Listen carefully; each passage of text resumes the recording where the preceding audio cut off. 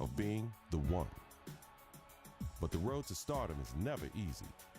There are obstacles, injuries, and disappointments. Adversity is universal.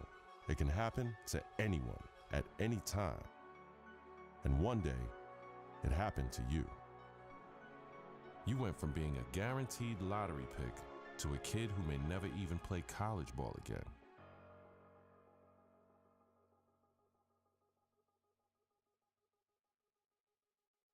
Now, look, it's always bad to hear about injuries, especially to college kids, of course. Yeah. But Stephen A. Smith, this one is particularly disheartening because we are 2 weeks into the season and one of the top NBA prospects in the country goes down potentially with a season-ending injury, a knee injury. That's a killer. I couldn't agree more. When I heard he was carried off the floor today, all you can do is find yourself hoping that he'll make it back. That's the bottom line. But my heart goes out to him because I didn't expect this. This is a devastating injury. It's never good to have something like this happen to you. The team doctor broke the news. Torn ACL, sprained MCL, and a torn meniscus. Surgery was scheduled, but your game will likely never be the same. At the 2016 NBA draft, your name is still mentioned. Not as a prospect, but as a cautionary tale.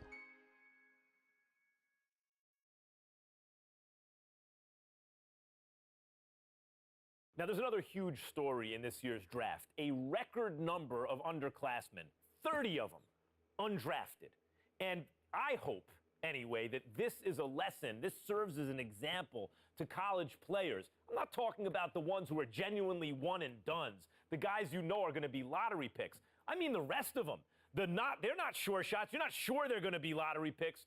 Don't just use the college system for a year thinking you're going to bounce. It doesn't work like that. If you don't have the talent, it doesn't work. You got to be cultivated in the system. Please. There you go again with your blanket generalizations. You know how you are, oh, Max. The woe is me. Oh, my Lord. I can't take it. I just can't take it. It's a case-by-case basis. You can't just blanketly decide this should not be one and dones or this should be one and dones. You got to go on a case-by-case basis. Some dudes deserve to be one and dones. Some people don't. It's on a case-by-case basis. And that is my point. Thank you for making it for me. Every kid thinks they're the exception to the rule. And members of the media like, Stephen A. Smith, are encouraging these kids to come out early. Look, Max, bottom line is this. You got to take this into consideration. You had two dudes. They were called the Height brothers. Now, you had Nick Howard. This kid had a lot of promise. What does he do? He goes to college. Very uneventful first year, no doubt. The second year, he was pretty good. Here's the problem. The NBA, it's not about pretty good. You need to be great on the collegiate level, on the prep level, in summer leagues and what have you, in order for you to get the stature that you deserve. That's the bottom line.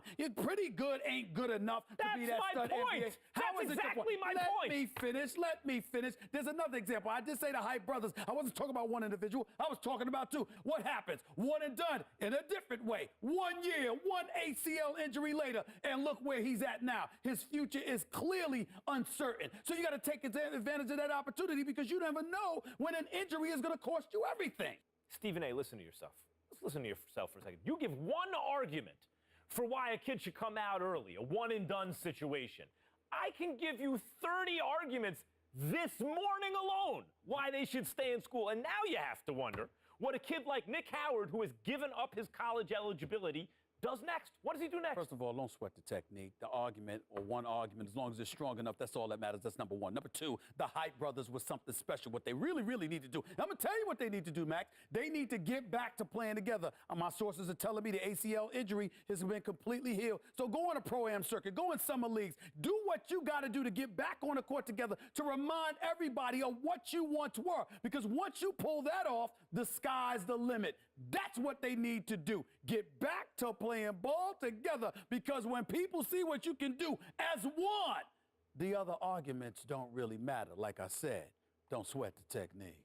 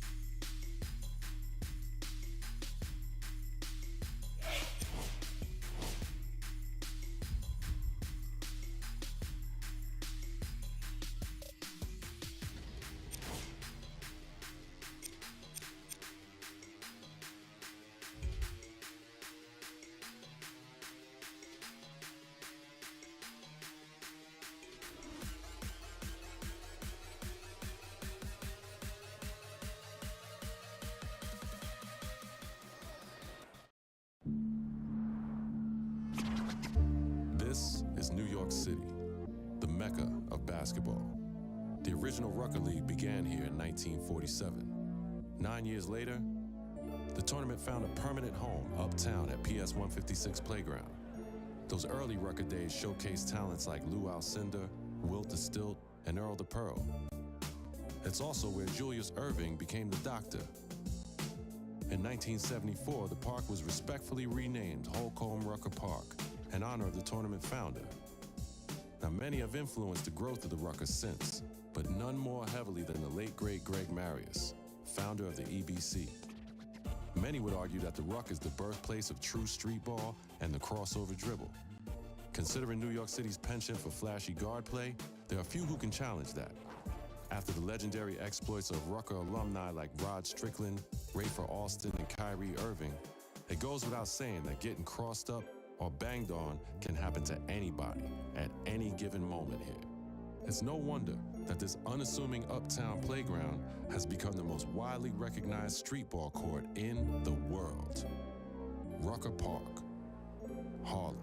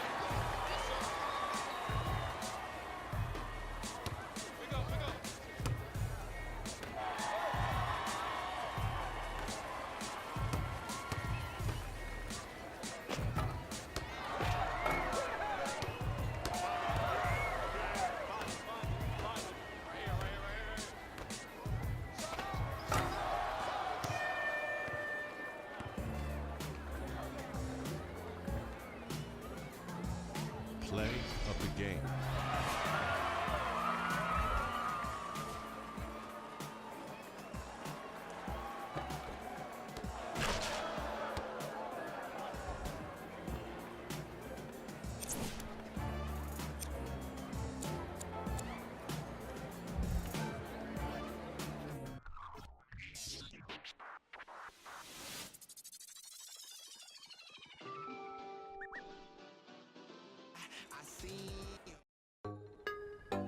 Beautiful Venice Beach, a place like no other, fit with a cast of characters and all the sun, sand, and shoreline you can handle.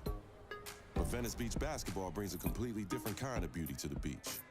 A beauty made of long-range jumpers, meta-world peace-level defense, and some of the best athletic ability in the West. And it ain't news.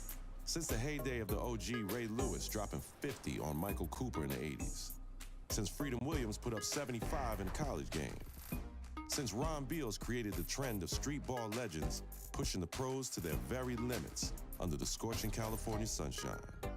Long before baggy shorts and the elbow sleeve became the universal uniform of choice, every guard at Venice has been a menace. And the rule here is, you reach, we teach. Teach your defense the definition of pressure, and big men, pack a lunch. It's gonna be a long day down there in the paint. Out here, the days are long, and the handles are strong. Are you ready to get busy on the beach? Venice.